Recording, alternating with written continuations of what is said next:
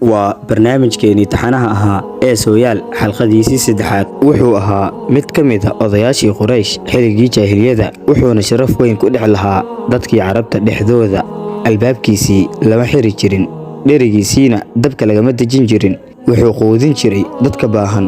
wuxuuna magangelin jiray dadka magangelya doonka ah waxa u sugnaatay inuu ahaa mid caqli badan maskax furan gabiyaa ah ka sheekeynta qisadiisuna waa mid aad u cajiib badan magaciisa waa Dufayl bin Umar ad-Dawsi wuxuu ka soo baxay gurigiisa xilli ay socdeen dagaalo u dhaxeeya gaaladii Quraysh iyo saxaabadii nabiga nabadgelyo naxariis korkiisa ahaatee wuxuu wadada kula kulmay dagaalkan wuxuuse is arkay isagoo dhexda kaga jira dagaalkii oo laynaya qaar ka mid ah saxaabadii nabiga nabadgelyo naxariis korkiisa ahaatee xilligaasina ma uusan islaamin waxa la kulmay madaxdii ugu waaweynaa ee Quraysh iyagoo tashkiiliyay waxayna ku dhaheen waxaan kaaga digaynaa inaad la kulanto ninkaasi oo ay kaga jeedaan nabigeena nabadgelyo naxariis korkiisa ahaatee waxayna maskaxdiisa ku soo shubeen waxyaabo badan oo aan suuragal ahayn ilaahay baan ku dhaartay kama aysan suulin inay ugu sheekeeyaan Quraysh waxyaabihii ugu yaabka badnaa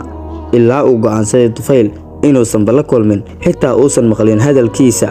wuxuuna dhagaha ka buuxsaday suuf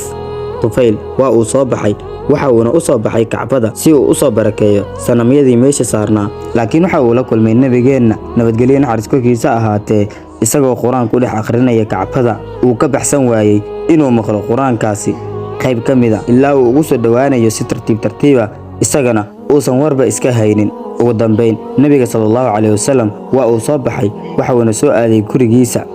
Dufaylna kama uusan harin ilaa waxa uu la yimid gurigiisa waxa uuna soo galay aqalkii nabiga nabadgelyo naxariis korkiisa ahaatee nabiga sallallahu alayhi wasallam waa uu soo dhaweeyay Dufayl waxa uu ku yiri nabiga Quraysh waxay ugu yiraahdeen ninkaasi waa nin xun aniguna waxaan go'aansaday inaan ma maqlin codkaaga ilaa aan dhagaha suuf ka buuxsaday ee bal ii bandhig arrinkaaga nabiga sallallahu alayhi wasallam waxa uu ku dul akhriyay Dufayl suuratul ikhlaas suuratul falaq kadib markii uu maqlay Dufayl quraankii quruxda badnaa ee uu ku dul akhriyay nabigeena waxa uu go'aansaday inuu islaamo halkaas ayuuna ku islaamay isagoo qiray in nabi Maxamed uu yahay rasuul Alle inta kadib waxa uu la joogay rasuulka sallallahu alayhi wasallam muddo kadib waxa uu ka codsaday rasuulka inuu u fasaxo talkiisa si uu ugu yeero diinta islaamka waxa uu tagay qabiilkiisa waxa uuna ku yiri anigu waan islaamay soo gala diinta islaamka qoomkiisii waa ay diideen oo waxay caabudi jireen sanam